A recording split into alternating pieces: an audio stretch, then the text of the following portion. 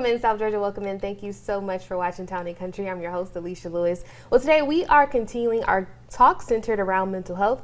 I'm introducing you to the founder of The Helping Heal. Miss LaMonika Hill is the author of Liv and Gabby, Brighter Days Ahead, a children's picture book that helps young readers understand how depression affects not just individuals, but the entire family. So let's sip some coffee and have some conversation and talk all about it.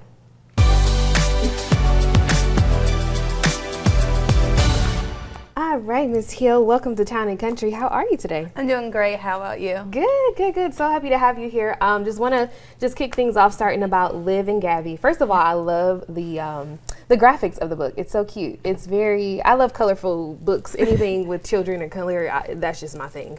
So what inspired you to just write the book? So I'm an educator by occupation, and so I know the importance of literacy and reading, and so I just wanted to write a book. It was one of the things that on my to-do list. I'm going to write a book. Yeah. And just also being able to have representation, like having children of color see themselves in books. Yeah. And being a Black woman and a female, having all of those things for students and kids to look at, saying, hey, I can do that one day too. Yeah, and so why was it so important for you to focus on how depression affects the entire family and not just an individual? So, as we know, especially in the African American community, mental health is something that we don't talk about at all. We shy away from it a little bit. And so it's how can I blend things that I love with things that are important to me and bringing attention to. And so that's how I married them both. I married my love for education, my love for reading, to this is an issue that we are seeing in our families and in our communities. And so how can I help bridge that gap and start those conversations? And sometimes it's a lot easier to begin those conversations with kids. Yeah, that is true. I totally agree. So Liv and Gabby, Brighter Days Ahead. Can you walk us through the story? What exactly is it about? Okay, so there's two cousins, Liv and Gabby, and so they represent the family unit. They're not sisters, and so they don't live in the same house. And so I wanted to be able to display a family unit. And so they're cousins, they're really close, and so they do things together, and they start noticing some differences. Like the mom stopped picking them up from school, just subtle things, and then it gets days and days are passing, and my uncle is picking us up, but that's not usually how it goes. They walk in the house and things are in disarray, but they know the aunt and the mom, she doesn't usually like to have things in disarray. And so it's those subtle things. And so that's what happens with depression. Yeah. And so what age range would you say the book is catered to?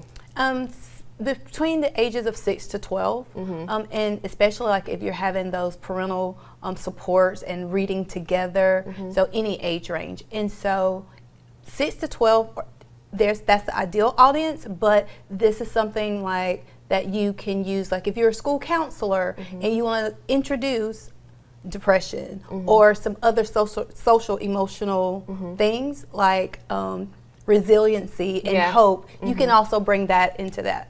So what would you say are some early signs of depression? As an educator, you work with children day to day. So in your position, what are some early signs of early depression in children? Some of the early signs that you'll see, just in depression in general, is that people stop doing their normal tasks.